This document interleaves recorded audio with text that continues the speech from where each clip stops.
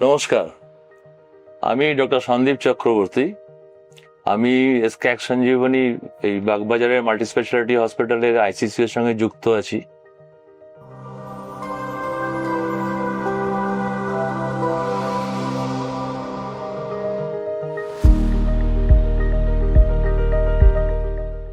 Intensive care এবং critical care নিয়ে আমি প্রায় 91 সাল থেকে কাজ করছি। এখানে গত 20 বছর কাজ করছি, এদের সঙ্গে যুক্ত আছি। তো এই প্রায় 34 বছরের এই ক্রিটিক্যাল কেয়ার ইন্টেন্সিভ কেয়ার মেডিসিনের অভিজ্ঞতা থেকে কতগুলো জিনিস আমার মাঝে মাঝে মনে হয় আজকাল, সেইটা একটু আলোচনা করার সুযোগ পেয়েছি যখন একটু ওইটাই আলোচনা করি। সেটা হচ্ছে যে এই দীর্ঘ এত বছর ধরে ক্রিটিক্যাল কেয়ার মেডিসিন বা ইন্টেন্সিভ কেয়ার মেডিসিন প্র্যাকটিস করার পর এবং বিভিন্ন আইসিসিউ তৈরি করা এবং চালানো এবং সেখানে কাজ করা, এটা করার পরে আমার যেটা মনে হয় যে এখনো সাধারণের মনে এই ক্রিটিক্যাল কেয়ার মেডিসিনটা কি, ইন্টেন্সিভ কেয়ার মেডিসিনটা কি, এটা নিয়ে একটা মানে জ্ঞানের অভাব আছে রাদার। তার ফলে কি হয় যে সাধারণ লোকের একটা মনে হয় যে ও হাসপাতালে, পার্টিকুলারলি প্রাইভেট হাসপাতালে গেলেই জোর করে ভর্তি করে দেওয়া হয় আইসিইউ এর মধ্যে।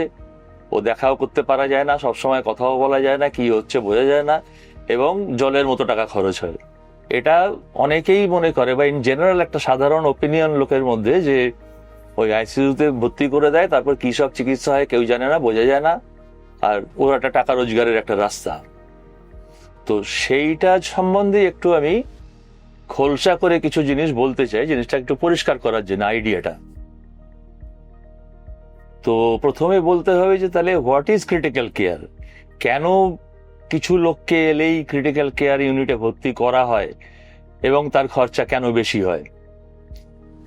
তো এটার ব্যাপার হচ্ছে যে ক্রিটিক্যাল কেয়ার মেডিসিনটা এখন একটা একদম আলাদা মেডিসিনের ডিভিশন হিসেবেই মানে হয়ে গেছে।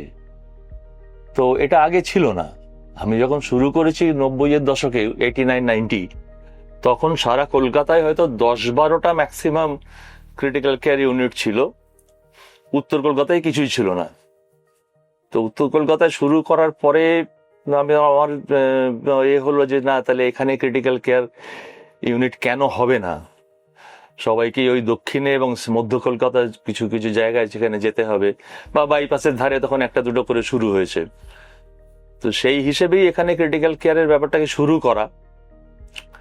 তো ক্রিটিক্যাল কেয়ার মেডিসিনের মেন ব্যাপারটা হচ্ছে যে এটা একটা মাল্টি সিস্টেম কেয়ার সিস্টেম।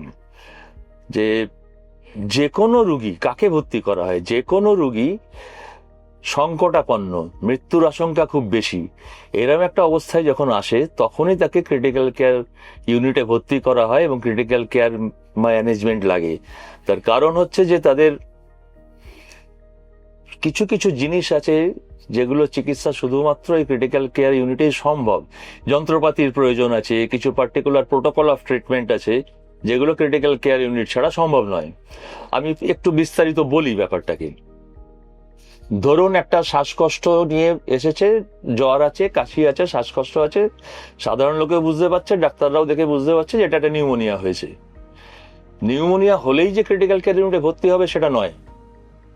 কিন্তু এই নিউমোনিয়ার ফলে যদি দেখা যায় যে তার ব্লাড প্রেশার কমে গেছে, 90-এর নিচে ওপরের প্রেশারটা চলে গেছে, তার রেসপিরেটরি রেট 30-এর বেশি, 34-এর বেশি হয়ে গেছে, তার অক্সিজেন স্যাচুরেশন 90-এর নিচে চলে গেছে এবং 8 লিটারের বেশি অক্সিজেন লাগছে, এরকম বেশ কিছু ক্রাইটেরিয়া আছে যেগুলো যদি দেখা যায় যে পেশেন্টের রয়েছে, তখন তাকে ক্রিটিক্যাল কেয়ার ইউনিটেই ভর্তি করতে হবে।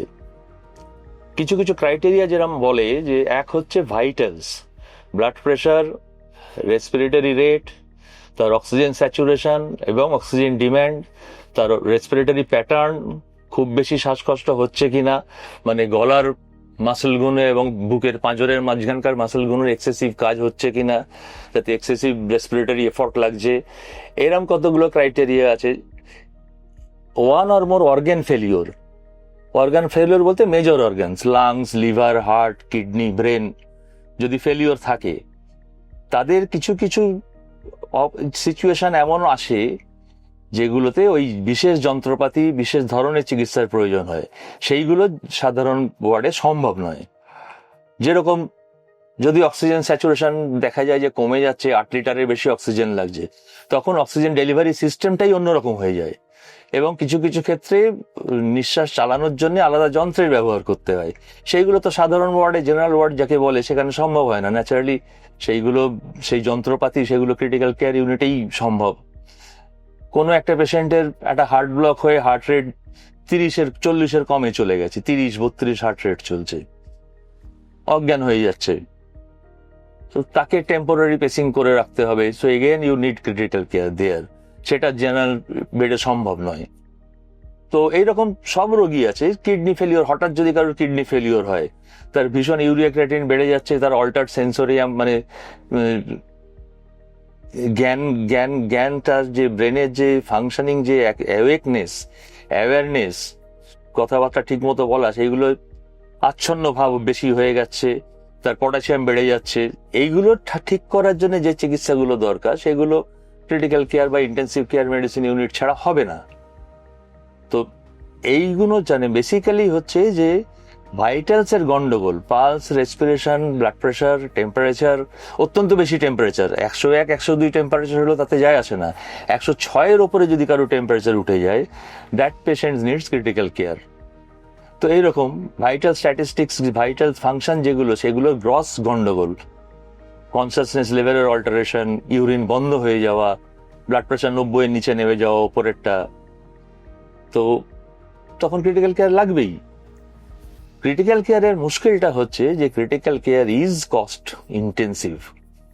যন্ত্রপাতিগুলো আছে সেগুলোর প্রচন্ড দাম, বেশ কিছু চিকিৎসার যে ওষুধপত্র লাগে সেই ওষুধপত্রগুলোর ভীষণ দাম, যেগুলোর ওপর ডাক্তার কিংবা হসপিটাল অথরিটির বিশেষ কোনো হাত নেই। কারণ ওষুধের দাম, যন্ত্রপাতির দাম ডাক্তার ঠিক করে না, নার্সিংহোম অথরিটিও ঠিক করে না, এগুলো অন্য লোকের ঠিক করা, সোসাইটির যা চলে। ক্রিটিক্যাল কেয়ার ইউনিটের দেখাশোনার লেভেল অনেক বেশির জন্য মনিটরিং এর অনেক বেশি যন্ত্র ব্যবহার হয়, সেগুলোর ব্যাপার আছে। ক্রিটিক্যাল কেয়ার ইউনিটে লোক বেশি লাগে। যেরকম উদাহরণবশত জেনারেল ওয়ার্ডে 5-6 পেশেন্টের জন্য 1 সিস্টার রাখা হয় নিয়ম। ক্রিটিক্যাল কেয়ারে কিন্তু 1 পেশেন্টের পেছনে 1 কিংবা 2 পেশেন্টের পেছনে 1 সিস্টারের দরকার হয়। যদি ভেন্টিলেটর চলে, যদি টেম্পোরারি পেসমেকার করা থাকে, তাহলে নিয়ম হচ্ছে 1 সিস্টার পার পেশেন্ট। আর যদি ভেন্টিলেটর, টেম্পোরারি পেসমেকার না থাকে, তাহলে নিয়ম হচ্ছে 2 পেশেন্টের জন্য 1 sister. So you can understand যে number of sisters to be employed in critical care unit is almost triple the normal general ward. তার একটা ওভারহেডের ব্যাপার থাকে। আরএমও, জেনারেল ওয়ার্ডে যে রেসিডেন্ট মেডিকেল অফিসাররা কাজ করেন, তাদের দেখা যায় যে 15-20 পেশেন্টের জন্য, মিনিমাম 15-20 পেশেন্টের জন্য 1 আরএমও যথেষ্ট। কিন্তু ক্রিটিক্যাল কেয়ার ইউনিটে 5টা থেকে 10টা পেশেন্টের জন্য 1 করে আলাদা আরএমও লাগে। So level of number and level of RMOs, number and level of sisters, তার খরচা আছে, ইনস্ট্রুমেন্টের খরচা আছে, ওষুধপত্রের খরচা আছে, যেগুলো সবই সাধারণ বেডে চিকিৎসার থেকে অনেক অনেক বেশি। তো ন্যাচারালি কিছু কিছু অসুখ আছে যেগুলো ক্রিটিক্যাল কেয়ার ইউনিটে ভর্তি না করলে চিকিৎসা করা যাবে না, আবার সেই চিকিৎসার একটা কস্টের ব্যাপারও আছে। এইটা লোকজনকে ব্যাপারটাকে বুঝতে হবে। এখন সহজ কথা হচ্ছে যে আমি বুঝলাম, বুঝে কি হবে, আমার তো পয়সাটা যাচ্ছে, আমার রুগী ভর্তি হয়েছে ক্রিটিক্যাল কেয়ার ইউনিটে, আমার পয়সাটা যাচ্ছে।